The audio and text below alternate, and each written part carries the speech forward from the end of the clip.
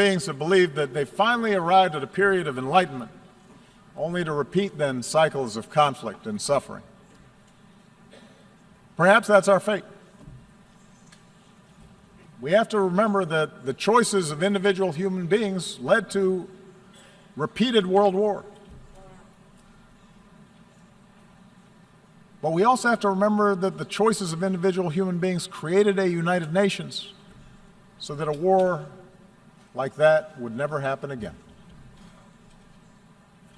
Each of us, as leaders, each nation, can choose to reject those who appeal to our worst impulses and embrace those who appeal to our best. For we have shown that we can choose a better history. Sitting in a prison cell, a young Martin Luther King Jr. wrote that human progress never rolls on the wheels of inevitability. It comes through the tireless efforts of men willing to be co-workers with God. And during the course of these 8 years, as I've traveled to many of your nations, I have seen that spirit in our young people, who are more educated and more tolerant and more inclusive and more diverse and more creative than our generation, who are more empathetic and compassionate towards their fellow human beings than previous generations. And yes, some of that comes with the idealism of youth, but it also comes with young people's access to information about other peoples and places. An understanding unique in human history, that their future is bound with the fates of other human beings on the other side of the world.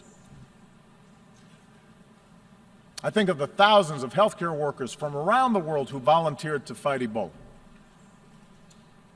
I remember the young entrepreneurs I met who are now starting new businesses in Cuba. The parliamentarians who used to be, just a few years ago, political prisoners in Myanmar. I think of the girls who have braved taunts or violence just to go to school in Afghanistan. And the university students who started programs online to reject the extremism of organizations like ISIL. I draw strength from the young Americans, entrepreneurs, activists, soldiers, new citizens who are remaking our nation once again. My own family is made up of the flesh and blood and traditions and cultures and faiths from a lot of different parts of the world. Just as America has been built by immigrants from every shore. And in my own life, in this country, and as president, I have learned that our identities do not have to be defined by putting someone else down, but can be enhanced by lifting somebody else up.